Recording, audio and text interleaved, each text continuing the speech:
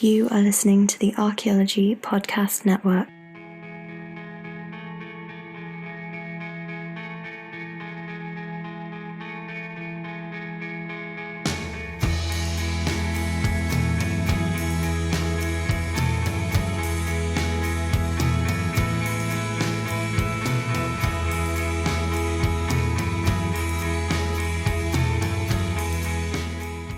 Hello and welcome to the Archaeology Podcast, episode 17. I'm Chris Webster. April Cramp Whitaker is out for this episode. On today's show, we interview biological anthropologist John Marks. We'll talk about his latest book, Is Science Racist?, and get his take on some current events. Let's dig a little deeper.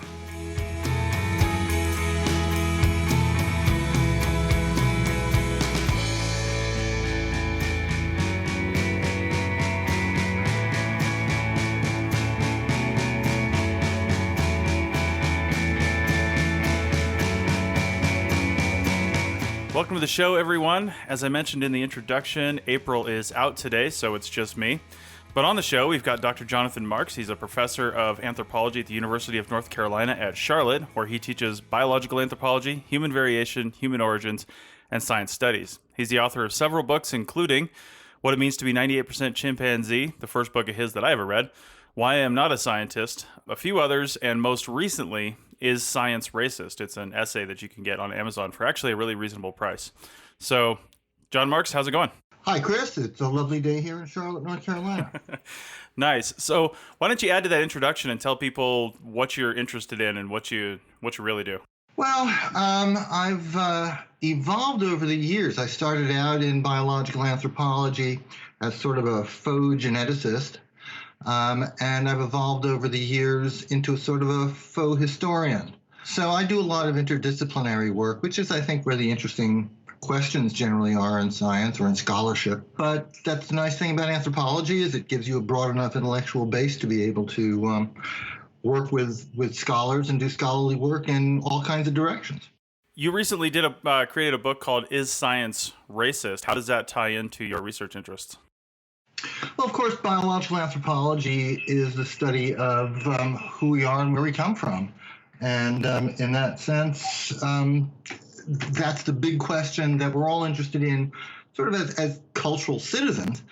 But biological anthropology is in the interesting position of being an authoritative scientific voice about those questions. And we've never really come to grips with the responsibility, I think, that comes with being an authoritative scientific voice on a question that everybody wants to know about. If a nuclear physicist says something authoritative about bosons, no one really cares. Right. The big question that interests me is putting together our opponents on both ends of biological anthropology, because, of course, it's a unique science in that we have two large segments of American society that are against what we study. There's the creationists who don't like what we have to say about where we come from, and there's the racists who don't like what we have to say about who we are. Right. And I don't think any other science has to deal with that. You don't see people, out there saying, well, the particle physicists are all wrong about the internal structure of nuclei or something like that. So what fascinates me is the fact that we've pretty much purged creationism from modern science. If you want to publish or if you want to do a creationist study or publish a creationist paper, you have to do it from outside of science, and you can't do it in a scientific journal because we recognize that's an outmoded ideology and it fundamentally corrupts the science that you're going to produce. But we don't have that same attitude about scientific racism. And, 50 years ago, it was a lot more of a presence in science than it is now, but it's still out there and in really weird, frightening ways. And I think it's fascinating that we don't have the same, if you're a scientific racist, people will look at you a little askance, and they might huddle in a different corner at a cocktail party or something like that. But you can still have a career as a scientist, which you can't have as a creationist. I'm arguing you shouldn't have a career in science as either one. I mean, is science racist then? And what do we even mean by that? I mean, you've explained this, but this podcast goes out to a more general audience and not necessarily archaeologists or archaeology professionals. So, let's define race first off. Can you define race for the audience biologically, or is it purely cultural? Well, I mean, there is no formal scientific definition of race. That's Right. just something that has, informal use within, as applied to the human species. But if we can backtrack just a second, you asked the question, sort of, what is scientific? What is racism in science? Let me make it clear that my book is specifically about the content of science, which is to say scientific racism. If you want to ask, is the practice of science racist? Well, like any other institution in modern society, there's racism in it. I mean, that's one of the things that we as social progressives are working, to change.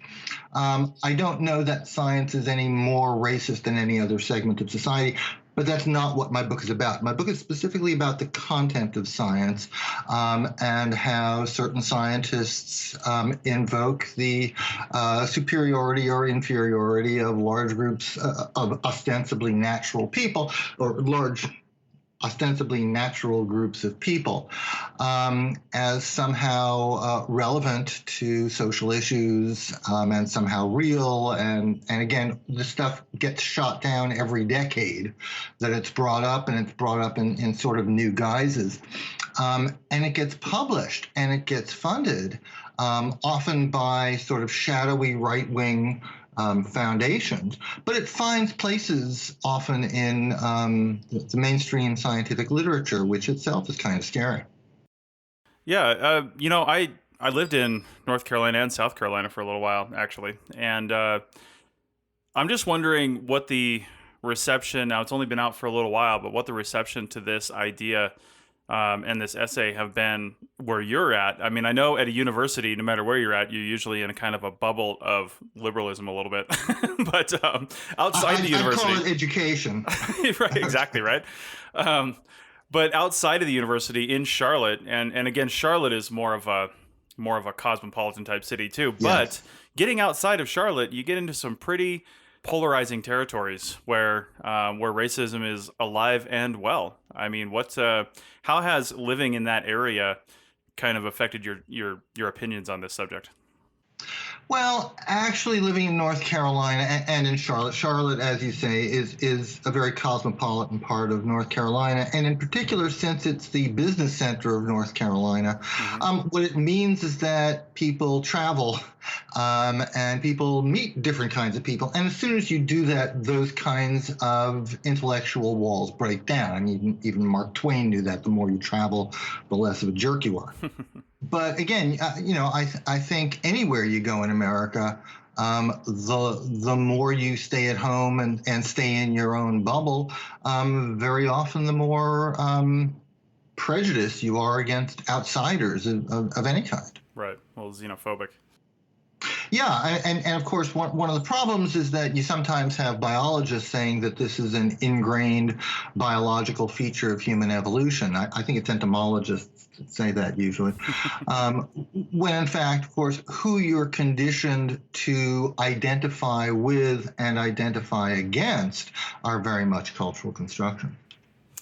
Yeah, that's true. And again, I think you hit the nail on the head there. Travel is really the big thing. I mean, just to use my own experience as an example, I grew up in a small town in Washington State, and we had, I guess if you're talking heritage, we had Hispanics in our classrooms, and that was pretty much it. There's a large Hispanic population in that area. And but then I went into the Navy, and down in San Diego, I went to boot camp, and I'll tell you what, that was a lesson in diversity for me. I didn't really grow up in a racist household, so it wasn't even. Luckily for me, it wasn't like a concept. Like I wasn't already conditioned to judge people that weren't like me, so it was easy for me to kind of just fall into that. But there were other people that were having a really hard time with it, and not just white people. Other people that hadn't had. There were African Americans in my squad that didn't have outside influence from where they were. They didn't have a lot of diversity in their own communities, and they came into this, Sure. and with 80 different people, and it was a shock to the system. Well, actually, there is a story parallel to that may well have been influential in the history of the field of biological anthropology, because, of course, the field underwent a tremendous change after World War II.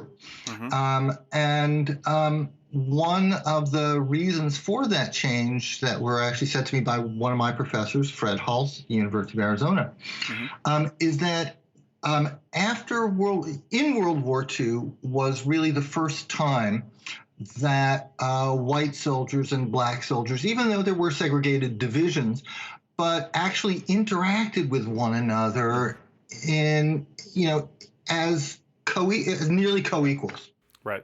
And after World War II, some of those white soldiers entered biological anthropology and became the tenured professors of the next generation. And they had very different experiences than their professors had had. Yeah, I bet they did. I bet they did indeed.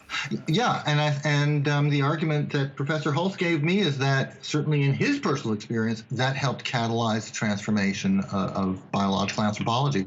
I can't generalize from that. All I can tell you is that that's what he told me, and it may well be true. Nice. Well, I think to take it back to my field of archaeology, I'm a cultural resource management archaeologist. I've worked all over the country, but now I've been based here in the Great Basin and California area for the last 8 or so years. And I feel like without us intentionally putting a label on it, that we're actually kind of racist in a lot of our evaluations of sites, because we try to place our cultural influences and our backgrounds on what we're reading of a 6,000-year-old, prehistoric site, when there's little way that we can know why or when they did things. And one of the good examples of that is there's a really big resurgence right now, or not resurgence, but I guess a big movement right now to investigate the influence of children on the archaeological record. And there's a number of people doing that because, we used to joke, this is horrible, but we used to joke that I remember when I first got into archaeology and I was first finding it was actually in North Carolina, and we were on this project out near the coast, and we were finding these really, really poor looking, chunky projectile points. They were just, now I know that it was more of a function of the material, that quartz is really hard to make into anything. But we were joking that, because we would find a really nice piece every once in a while, and we were joking that the not so nice ones were just the tribe idiot or something like that, or the person that didn't know what they were doing or something like that. I don't think we really meant it, but I think looking back on that, I'm really sad that we made those kind of determinations, because realistically it could have been children, it could have been somebody learning, it could have been just poor material, it could have been a lot of things. But I feel like us kind of looking through our lens on these sites and these things, even if it was joking, can sometimes probably come out in our writing as well when we're doing evaluations of these sites. Well, I think there has been a real change in bioanthro and archaeology, certainly over the course of my career. I did my PhD in '84, and that's when NAGPRA, was right on the horizon. And there was a lot of apprehension in the field about what that was going to do to the practice of bioarchaeology. I don't think the word even existed at the time. And NAGPRA passed, and of course, I think what there is now is sort of a generation gap in archaeology between people educated before NAGPRA, who sort of saw NAGPRA as a threat to science, and people educated after NAGPRA who tend to see NAGPRA as a statement of human rights, and this is how you do science in the modern age. And a parallel thing happened in biological anthropology, particularly anthropological genetics, with the Human Genome Diversity Project that came along right on the heels of NAGPRA, although the geneticists hadn't really been paying attention to what the archaeologists were dealing with. And basically, right after NAGPRA was passed and the archaeologists were having to grapple with, giving back bones that they shouldn't have had, stuff like that, the geneticists say, hey, we have a great idea. Let's go out to the indigenous peoples of the world and collect their blood and bring it back to Palo Alto so we can study it. And when when the indigenous peoples themselves, of course, weren't consulted about this, they were being spoken about, not spoken to. And some of the anthropologists heard about this, so we said, gee, that sounds rather colonialist, sounds a little bit like you need to be paying attention to the fact that Native peoples are a lot more empowered, certainly in American science, than they used to be. And one of the important things also, I think, is that the Australians are way ahead of us in decolonizing their science. Yeah.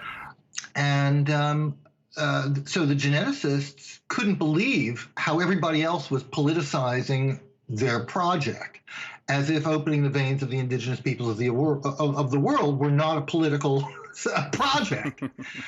And eventually they didn't get their funding. They wanted a lot of federal funding, didn't get it. And they never quite understood why. And what's happened now is that that's all privatized. So now you've got basically the Genographic Project doing what the Human Genome Diversity Project said they wanted to do, but since Genographic Project is funded privately, they don't really have to worry about the same issues that the Genome Diversity Project did when they were going out to try and drum up support. But there is this generation gap. I think the field is evolving. I know that the American Association of Anthropological Geneticists is working to come up with a statement of ethics. And again, a lot of this stuff is largely reactive to what was going on in the field in the 1990s, and it reflects the maturation of a young generation of scholars in a very different academic environment than their advisors grew up in. I think it's good that the major societies and organizations are maybe redrafting or adding to or changing their statements of ethics. I belong to a couple the SAAs, a couple archaeology societies, SAAs, SHAs, some local ones. But the unfortunate thing about the world that we live in is that nearly anyone can have a really loud voice about what they believe in and what they want to do. And if they don't belong to one of these societies and they're not even maybe a researcher, the blogs out there and the other podcasts and just the avenues where people have to speak about these things. I mean, the Ancient Aliens show is one of the most popular shows on TV, and that's why one of our podcasts, Archaeological Fantasies, has almost 30,000 monthly listeners, because these people, I feel like it's the Ancient Aliens crowd coming to hear, which is great because they spend their time debunking all this stuff. But I feel like we as scientists need to do more to not just sign a new ethics document from our society, but I think they should put in that document that it should be our job to sort of counter some of that stuff that's out there, and counter it with research. Sure, counter it with really good, well thought out research, but also counter it with our public opinions. You have a blog. How much do you get into this on your blog? As far as talking about other, maybe debunking other stuff or whatever. Yeah, I don't get into that a lot on my blog. I don't blog a lot, maybe every couple of months, and I use my blog basically to say things that I'd never consider saying in print. But the issue of people believing in space aliens, contributing to human culture and all that. I think it's one of these interesting, unique problems that comes with studying who we are and where we come from, because it's something that everyone is interested in, and particle physicists don't have to deal with that. Fruit fly geneticists don't have to deal with that. And I think one of the more interesting problems that we have to deal with is fruit fly geneticists who really don't have to grapple with the same public issues that we do, trying to tell us how to understand and how to interact with the public, and how to explain human evolution, how to deal with creationism, as if fruit fly geneticists actually have to deal with creationism. Right. Creationists don't care about fruit flies. Yeah. No. It's human evolution that they care about. And what's kind of weird sometimes is that anthropologists get it from the political right within science, often as much as we get it from the political right in society. We've got, Richard Dawkins, for example, can't stand anthropologists any more than he can stand creationists. Right. Yeah. And I think that's really sad because it really shows that there is even a colonial mentality out there within science that some scientists don't believe they even need to read the literature in a field that they're not really masters of Right. in order to pronounce in some degree authoritatively on it. And that's one of the things I'm interested in now as well. I don't think that our leadership, Richard Dawkins, Jerry Coyne, and that gang, dealing with the creationists have been particularly effective, and I think we need to sort of redraw those battle lines. Okay, well, that sounds like a good spot to take our first break, and we'll be back in 30 seconds to continue our conversation with Jonathan Marks.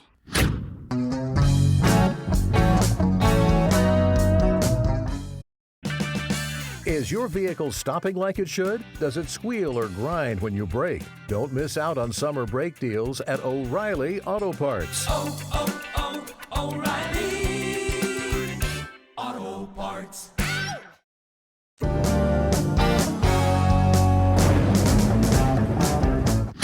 Okay, we're back. And I was thinking near the end of that last segment that this kind of leads to me thinking about the first book of yours that I read, which was What It Means to Be 98% Chimpanzee. And I read that probably, 14 years ago or something. It was around 2003 or 2. I think that might have been around when it came out. Yeah, because you were talking about it. I first saw you at the AAA's in Chicago, the American Anthropological Association conference. And but one of the things that always stuck with me in that book was I'm pretty sure, and hopefully I'm not attributing this to somebody else, but I'm pretty sure you had a line in there where we're 98% chimpanzee, but we're also like 70 some odd % daffodil or something like that. And just looking at genetics like that, probably lower, but something like that.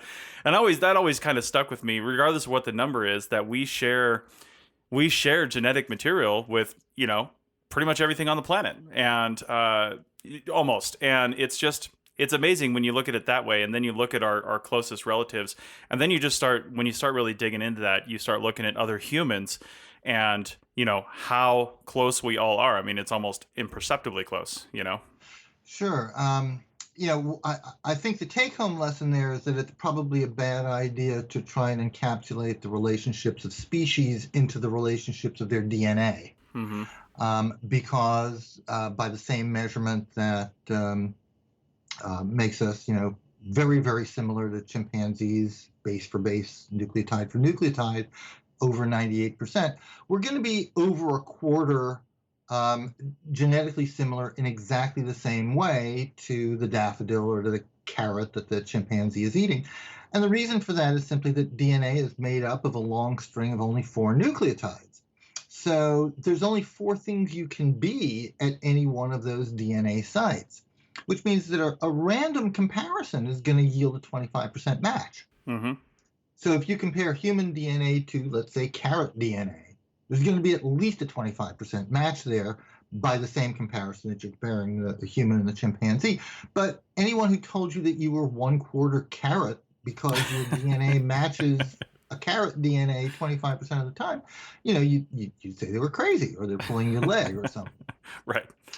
So my point there is that there's this whole ideology of genetics that we don't want to question genetic facts, but they aren't obvious, and we do need to interrogate them. And the reason that there is this apparent paradox in how similar we are to chimpanzees genetically is due to 3 things. One, we've been studying the body of chimpanzees for 300 years. We've only been studying their DNA for about 20 years. Mm-hmm. So we don't really know how to make DNA comparisons in the same way that we know how to make anatomical comparisons. Right. And when you compare DNA, you can make these very precise quantitative statements simply by comparing bases for bases and how many differences there are. But you can't really say whether the head of a chimpanzee and the head of a human is 99% identical or 94% identical because it's a 4-dimensional object, right? It occupies space, changes through time, doesn't lend itself to a linear number like the DNA comparison does. Mm-hmm. So we've got 3 things going on. 1, familiarity with chimp bodies. 2, unfamiliarity with how to make DNA comparisons, and 3, the fact that similar and dissimilar are very culturally constituted concepts. And, we like to think of similarity as running from 0%, i.e., totally different, to 100% similar, i.e., totally the same. But DNA doesn't work that way because you don't really get below 25% similarity except non randomly. Mm-hmm. So if you're making a DNA comparison, 25% is your random mark. That's your baseline, which means that it's not quite like comparing other kinds of things. Right. It's amazing how our brains work and how we're able to have all these ideas, sometimes conflicting ideas in our heads. Because you're right. You look at the DNA of 2 people, even 2 siblings standing next to each other, and it's going to be incredibly similar, right? It's going to be really close, especially if they're siblings or they're related in some way.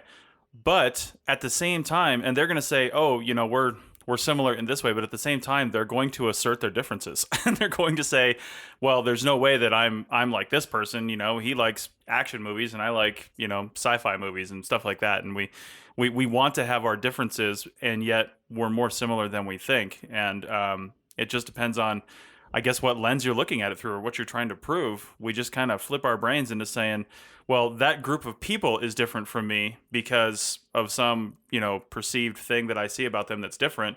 Therefore, they're less or they're more or something like that. And it's just amazing how we can do that. And I don't know how we can solve that. Well, we've studied the patterns of diversity in the human species. And I think probably the most important lesson that we've learned in anthropology over the last century is that most differences between human groups are cultural. Mm-hmm. And, there's things like dress and language and deity and behaviors and things like that. And those can change radically in a generation or 2. If you somewhat perversely want to ignore the main pattern of variation in human behavior and human diversity, the cultural, and just separate out the biological, just look at the genetics, let's say. Mm-hmm. The main pattern of variation that you find is what we call polymorphism. And that's just multiple alleles in the same population. Nearly every population has nearly every variant. What differs is their proportions. So we can call that polymorphism or cosmopolitanism of population genetics, everything being found everywhere. Probably about 90% of the detectable genetic variation sorts out that way. Mm-hmm. If you want to ignore the cultural and the polymorphic or cosmopolitan variation, what's left for the most part is clinal variation, that is to say, changing gradually over geography. And if you want to ignore the top 3 sources of variation, what's left, you want to ignore the cultural, you want to ignore the polymorphic, you want to ignore the clinal, what's left is local variation genetically. That is to say, there is no climate of Africa that people have to adapt to. Climates are local. Right. So in that sense, we have learned something about the patterns of human variation. And I think the second most important thing we've learned is that human variation is different from race. If you want to study race, you're studying legal history, you're studying morality, you're studying justice, you're studying humanities. But if you want to study human variation, that doesn't map onto race. It has very different patterns. And of course, you can study that formally scientifically. But they're 2 different questions, human diversity and race. Yeah. Well, let's talk about diversity a little bit, because I was reading an article just the other day about some of the new findings from the Homo naledi, Naledi, yeah. Naledi, yeah, that's what I thought. Okay, find in South Africa, and they've done some recent dating on that. They looked at and you know this, I'm just saying this for the audience. They looked at the fossils and they said, well, just looking at these traits morphologically, they look pretty old. They look, they're placing them in the time frame at, 1 million years back, something like that. But now that they've had time to do some pretty sophisticated dating on there, they're finding out that they're, I'm just looking here, between 236 and 335,000 years old, which is really starting to crowd the to crowd the number of Homo variants there were at that time in South Africa and probably elsewhere. What are your thoughts on this placing them at this time frame? Sure. Well, I mean, it's a wonderful fossil sample because it's also from a different cave in that same area. So they now have two sites where they're finding Homo naledi.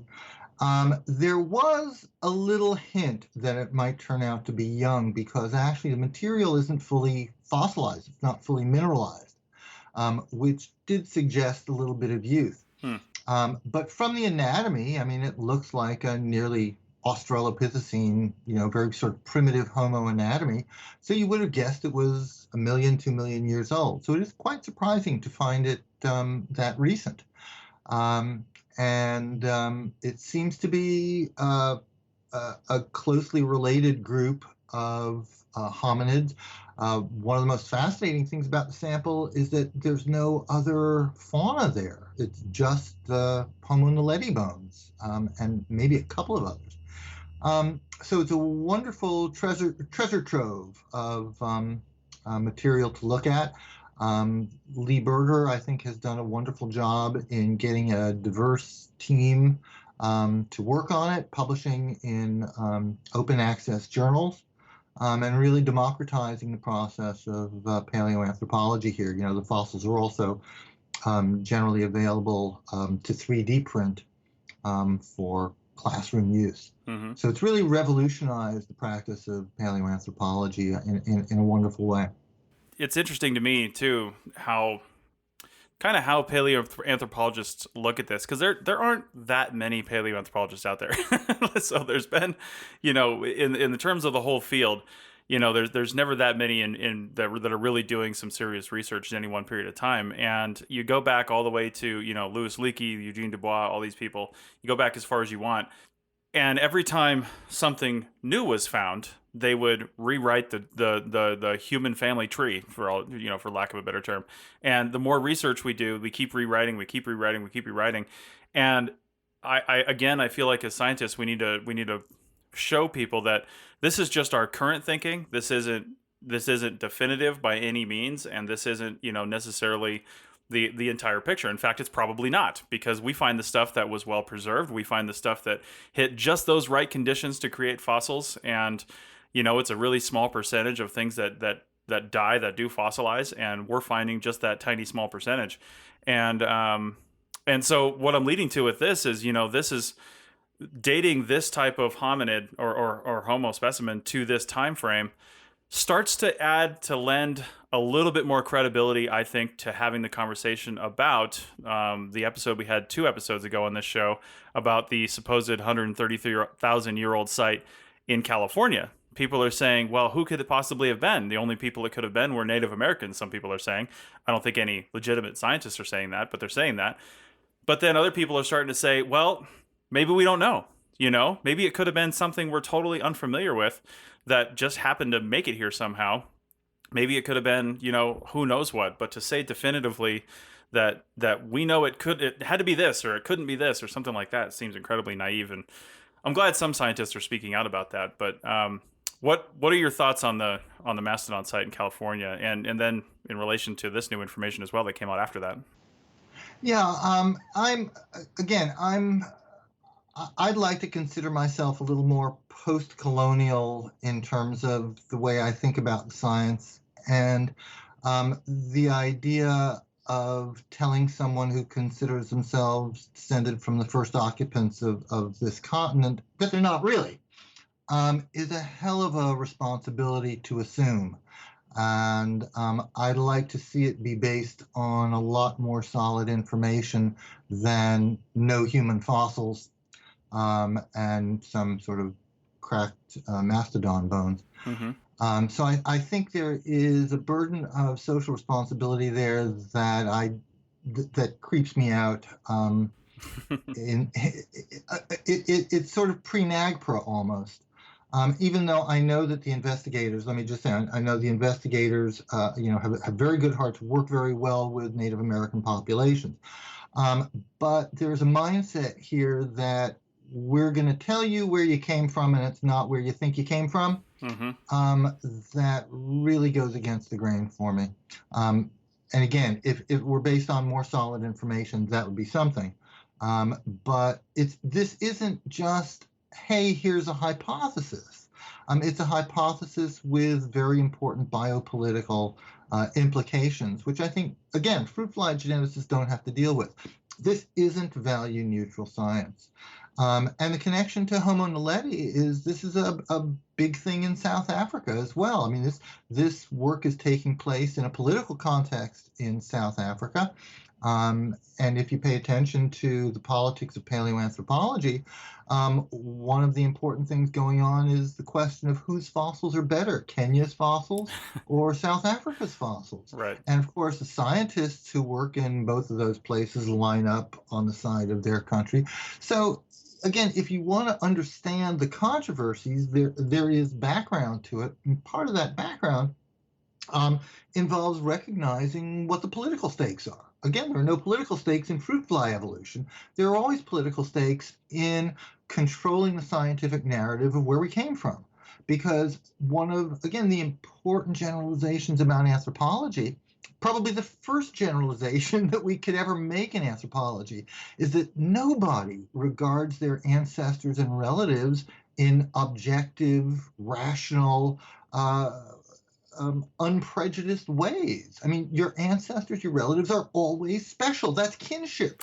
And that was the very first research program in anthropology. And what's fascinating is that we've been reluctant to look at ourselves, the science that we do, and realize that what we're doing is scientific kinship studies. We're telling an authoritative scientific story, but it's still kinship.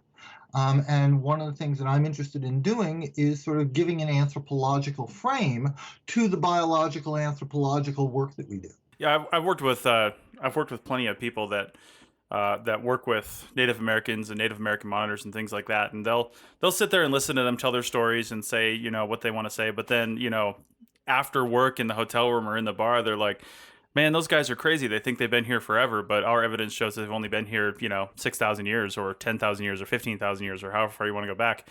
And now that we have this, what people are saying is this 130,000-year-old site, or even some older sites that are in North and South America that have been kind of on the fringe. It's reason to be, cautious in our statements, I think, and the way we say these things. Well, but also, part of this argument is, we're validating the oral histories of these native groups that say that they've been here for far longer than that. But then the question comes up, wait, these weren't the ancestors of Native Americans. They're mystery people. Right. And that's where I think there is a disconnect between, what's being said and what's being heard. All right. Well, I think that's a good point to take our last break, and then we'll come back for the third segment and wrap this up. Do you like what you're hearing on the Archaeology Show? Want more archaeology podcasts? Check out the other shows on the network at www.arcpodnet.com. From daily short shows to debunking pseudoarchaeology, the APN has it all. If you'd like to donate, tap on the bar at the top of the screen at www.arcpodnet.com and help us out. We've got a lot of exciting things happening in the next few months, and we want you to be a part of it. All right, we're back. So we've talked about a lot of stuff here. We've got a lot of good information, a lot of things to think about. But as far as scientific racism goes, where do you think we should go from here? Where do we as scientists and then the general public, where can we go from here to start, fixing these problems? Well, I think what we need to do is to decide, first of all, whether we want to tolerate racism in science. If you're willing to live with racism in science, then there's nothing further to talk about.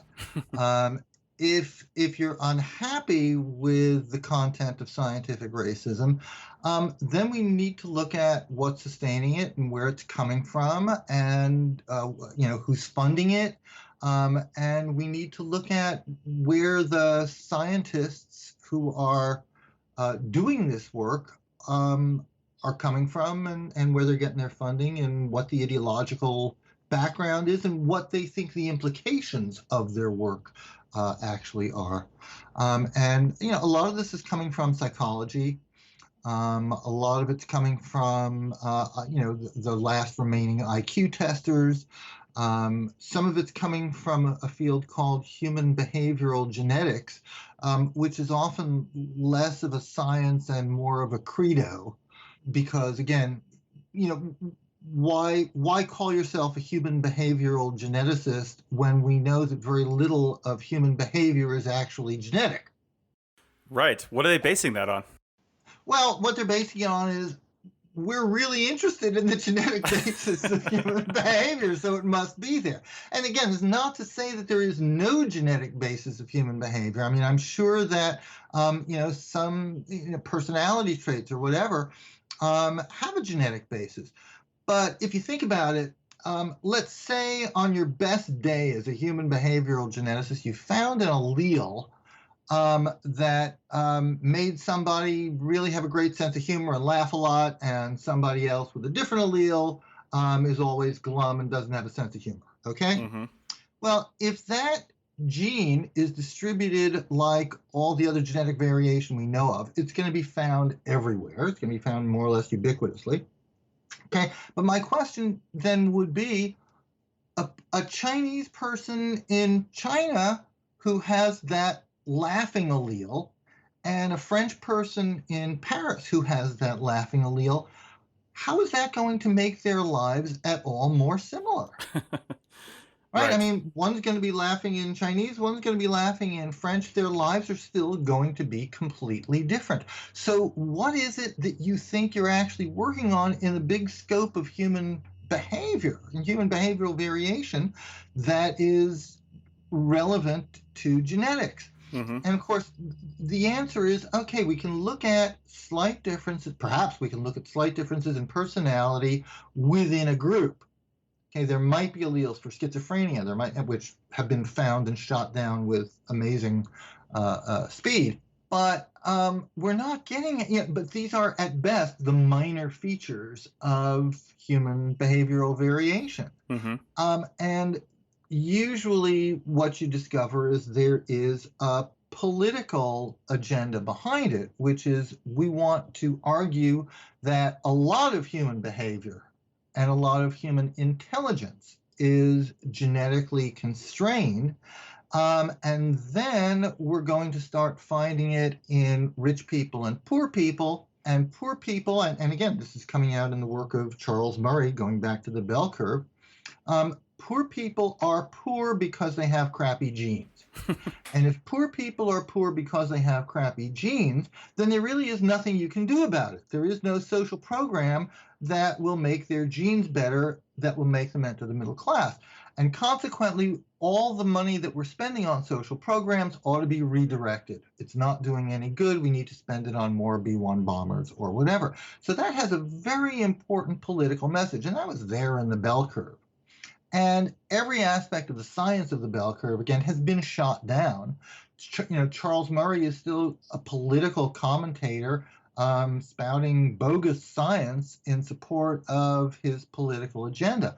Now, the question is, okay, but what's that got to do if we want to be scientists about this and we want the content of science to be real and to be rigorous, we shouldn't be talking about Charles Murray's crappy work.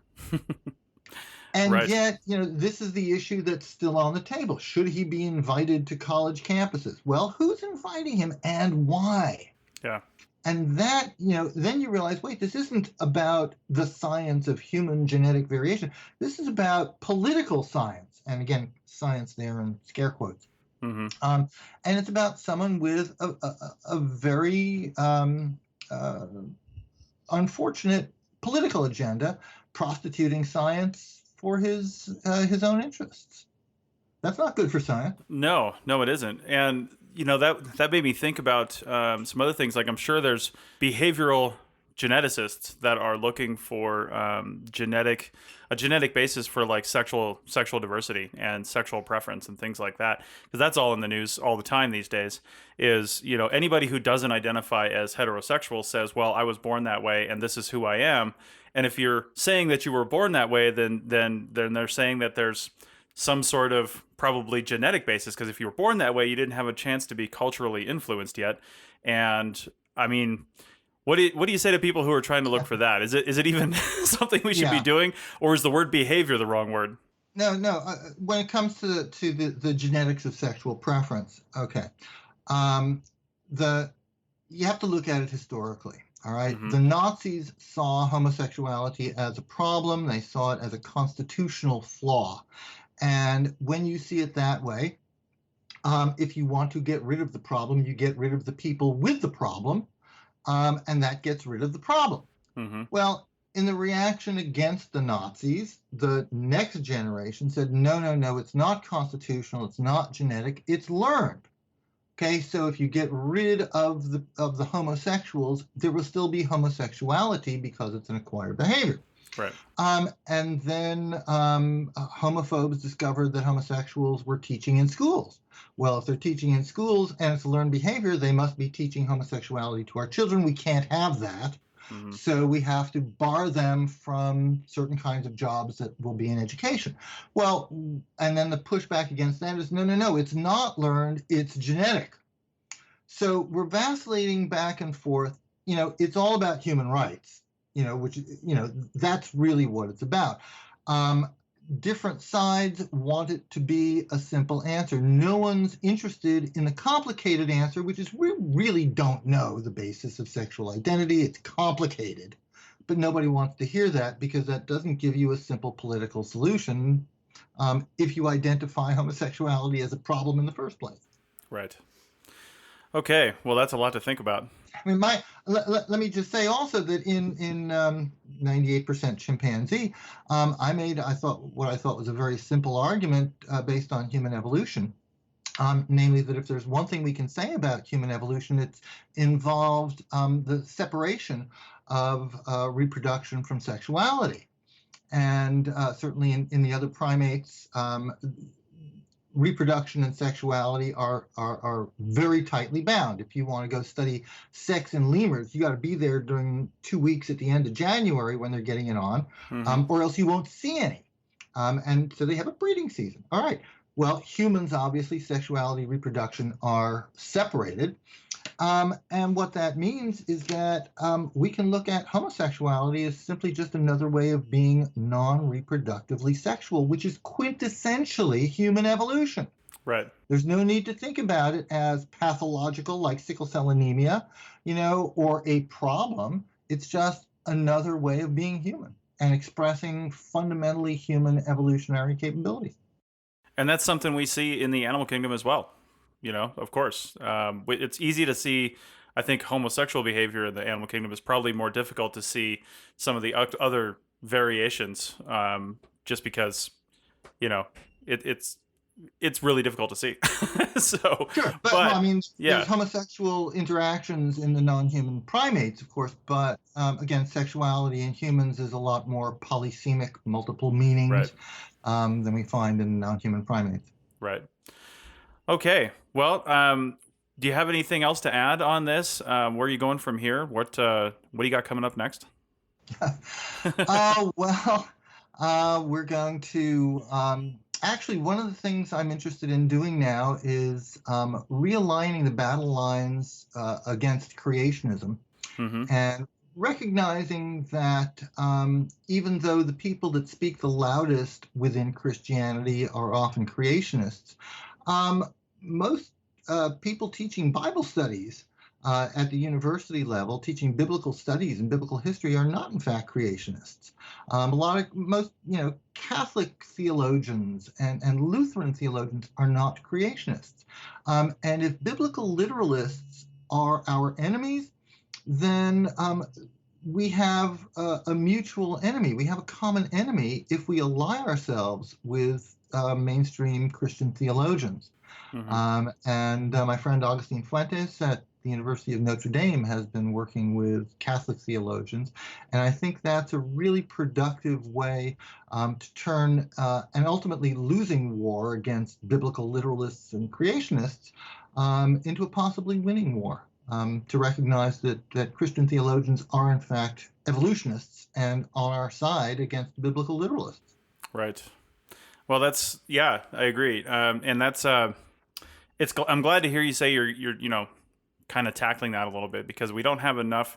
It seems to me like when you get those Christian literalists and the quote Christian scientists and people that do those sorts of things, their real only outlet is a public forum, right? Because they they have a hard time getting published in mainstream journals, although it happens, but they have a hard time getting published in those. So they publish in fictitious journals and journals they set up just for these things that they can get into any way they can.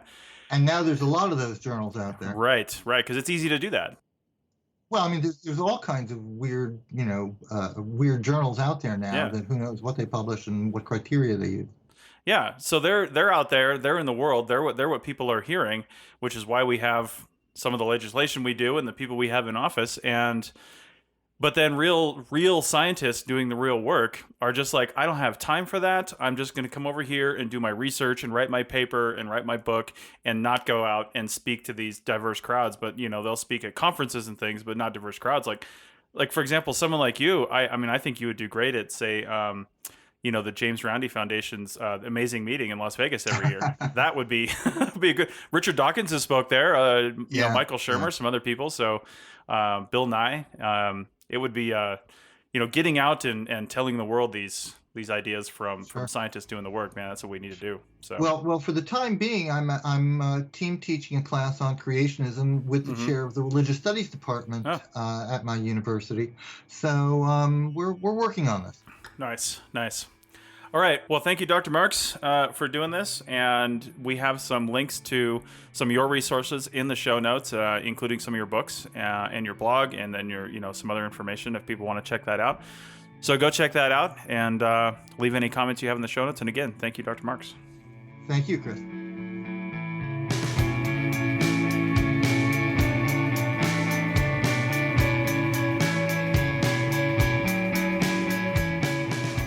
Thanks for listening to the Archaeology Podcast. We hope you enjoyed it. You can provide feedback using the contact button on the right side of the website at www.archaeologypodcastnetwork.com/archaeology. Or you can email Chris at archaeologypodcastnetwork.com. Please like and share the show wherever you saw it so more people can have a chance to listen and learn. Send us show suggestions and follow ArcPodNet on Twitter and Instagram. This show is produced by the Archaeology Podcast Network. Opinions are solely those of the hosts and guests of the show. However, the APN stands by their hosts. Special thanks to the band Sea Hero for letting us use their song I Wish You'd Look. Check out their albums on Bandcamp at seahero.bandcamp.com. Check out our next episode in 2 weeks, and in the meantime, keep learning, keep discovering new things, and keep listening to the Archaeology Podcast Network. Have an awesome day.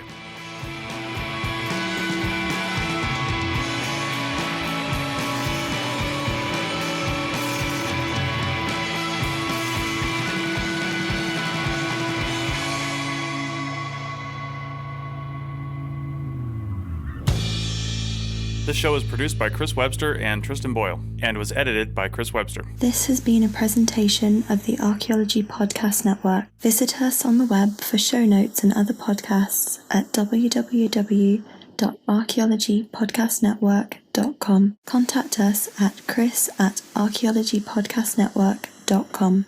Thanks again for listening to this episode and for supporting the Archaeology Podcast Network. If you want these shows to keep going, consider becoming a member for just $7.99 US a month. That's cheaper than a venti quad eggnog latte. Go to arcpodnet.com/members for more info.